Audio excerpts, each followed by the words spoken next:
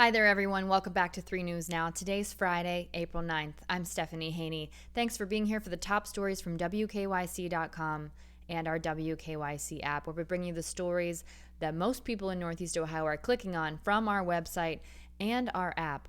First up, we learned today that Buckingham Palace said on Friday that Prince Philip has died at the age of 99. The palace put out a statement that said, "It is with deep sorrow that Her Majesty the Queen has announced the death of her beloved husband, His Royal Highness, the Prince Philip, Duke of Edinburgh.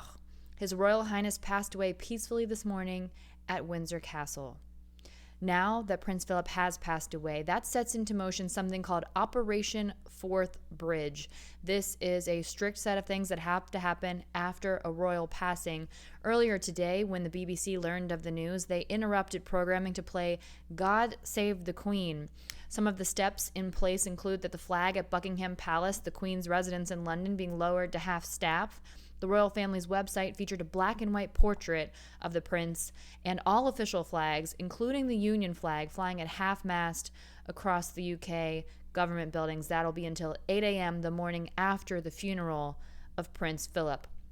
It's also expected that the Queen will enter a period of mourning where she'll pause state affairs, and that will be 8 days long. And then the Daily Mail reports that after those 8 days of mourning, there will be an official royal mourning period that is expected for 30 days. Now, typically members of the royal family would lie in state at Westminster Hall in the Houses of Parliament, but ABC reports that Prince Philip has declined to have his body lie in state, something that might have otherwise been interrupted because of the COVID-19 pandemic. Obviously, our thoughts are with the royal family, and that includes Prince Harry and Meghan, who are here in the U.S.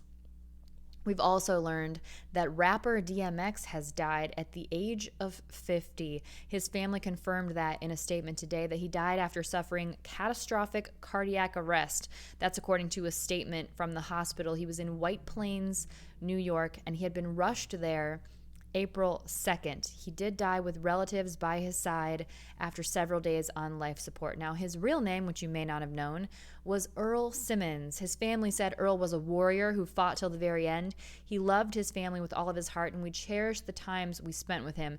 They went on to point out that he inspired countless fans across the world, and his iconic legacy will live on forever. Now, memorial plans have not yet been set for DMX. He had an incredible rap career starting in the 90s and the early 2000s, but he did struggle with drug addiction, and that did cause him definitely some issues, but he definitely made a splash in rap music. It was in 1998 with his first studio album, It's Dark and Hell is Hot, and that debuted at #1 on the Billboard 200 album charts.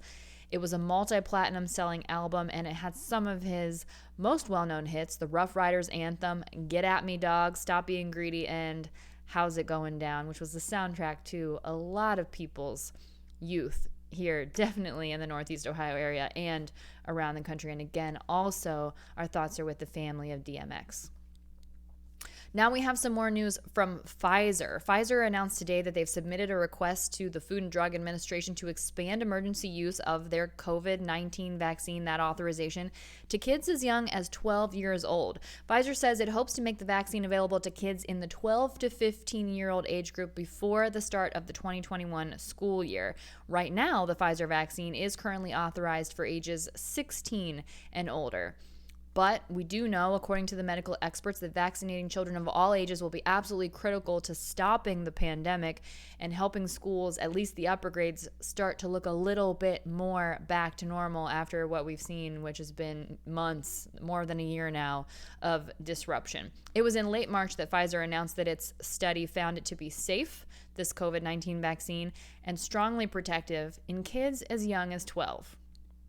Now, as we start to think about getting back to normal, and lots of people are still deciding if they're going to get the COVID-19 vaccine, which is strongly recommended by the medical experts, something else that you need to think about is whether you're willing to share that information. I have a Legally Speaking segment today that's online, and that'll also be in the 5 p.m. show, talking about why it's okay for venues to develop these things called COVID-19 passports. Now, the idea behind this is that you can volunteer information about your vaccine status, and in exchange for that, you get access to venues. That includes concert venues, sporting events, Air travel, that's a big one that people have been talking about because the airline industry very much wants to get back to people traveling and feeling safe using the airways. Well, something that I've seen coming up in this conversation a lot online is HIPAA. HIPAA is a law, 1996 law, that protects your medical information from being shared without your consent. That's not an issue here because what's not happening is companies sharing your information without your consent. What is happening is people are opting in to share this information. They're getting access to things that they wouldn't otherwise have to be given access to. As we do know that private companies can pretty much do whatever they want to do with a few exceptions when it comes to how they provide their services to people.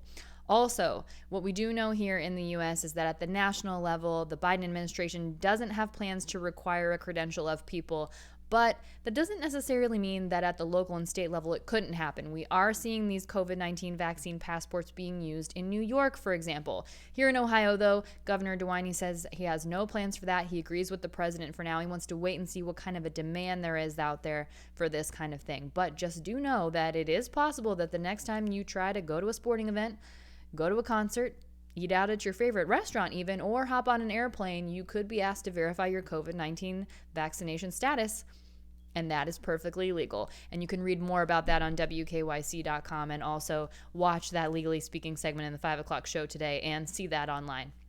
Now let's talk about the latest COVID-19 numbers. Across the globe, the total number of cases that have been reported is now 134,305,119, according to Johns Hopkins University, and the total number of deaths is at 2,907,871. Here in the U.S., the total number of cases is 31,052,741, and the total number of deaths is now at 560,825. Now, if you want to look at the percentages, here in the U.S., we've got 4% of the global population, but we lead the cases, we lead the deaths by a wide margin. We now have 23.1% of the COVID-19 cases. That has dropped another tenth of a percentage point, by the way, and we have 19.3% of the COVID-19 deaths. Let's take a look at the latest data we have for Ohio from the Ohio Department of Health. We're waiting on case data right now, but we do have updated death data from the Ohio Department of Health. We've seen 86 more deaths since the most up-to-date number that I had for you, which was on Tuesday. So the total number of people who have passed away related to COVID in Ohio now is now at 18,827. Taking a look at the vaccination picture here in Ohio, more than 21% of our population have completed the COVID-19 vaccine protocol. That's almost 2.5 million people, and more than 85,000 people joining that category in the last day. More than 34% of Ohioans have started the vaccination process, so one of the shots of the Pfizer and the Moderna COVID-19 vaccine protocol. That's almost 4 million people, and close to 76,000 have started that process in the last day. Now, something that people are talking about is whether there will be more fans allowed at Progressive Field for Cleveland baseball games. That's because earlier this week, Governor DeWine said he was consolidating the health orders and lifting capacity limits at outside gatherings. Well, in terms of how that will actually look, it might not make a big change at Progressive Field, but yes, technically those capacity limits have been lifted, but the pod limits have not been lifted. So they do still require the distancing between the pods, and they have allowed more people per pod now. The pod tickets at Progressive Field used to be 6 people, now they're 10 people, but the space is still required between those 10 people seating pods. So Governor DeWine says it changes it some. It could allow some more people in, but it's not going to dramatically change it because of the distancing requirements. He says that's how the baseball teams have explained it to him. He's talking about, of course, our Cleveland baseball team, Cincinnati, and then the farm teams that are here within the state of Ohio. Something that did come out today are the NFL draft hats. A first look at them has been revealed, and the NFL's official headwear partner is New Era, and they shared those today. So this is what the hats will look like for the people who get selected in the NFL draft, which is coming here to Cleveland in just a couple of weeks. They'll have gray front panels and a black mesh back, and then each hat will have a brim of the team's primary color and a badge kind of logo of the team's logo on the front and the NFL logo on the back. Here's who we know is definitely coming to Cleveland. According to the league, this is the first group of prospects who have accepted invitations to actually be here in person at the 2021 NFL Draft later this month.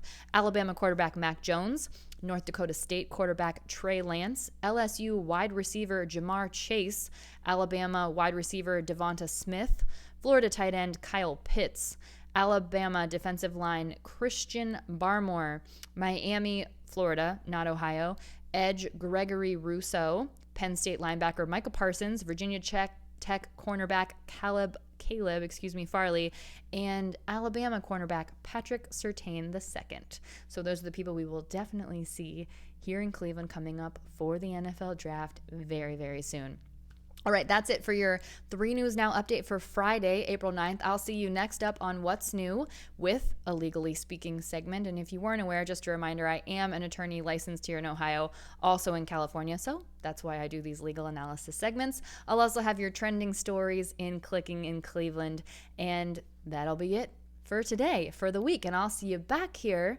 Actually, I'll see you tomorrow morning. If you watch the 9 a.m. hour of the morning show, I'll see you there with a preview of the 3 Things to Know podcast, which is a great topic that we have coming up next week. It's all about filters and Zoom and plastic surgery and all that kind of stuff. So something you want to check out for. And that drops tomorrow. And then after that, I'll see you back here on Monday for more 3 News Now. I hope everyone gets a chance to enjoy the beautiful weather that we're having this weekend with a little bit of rain mixed in. I'll see you back here then. I'm Stephanie Haney.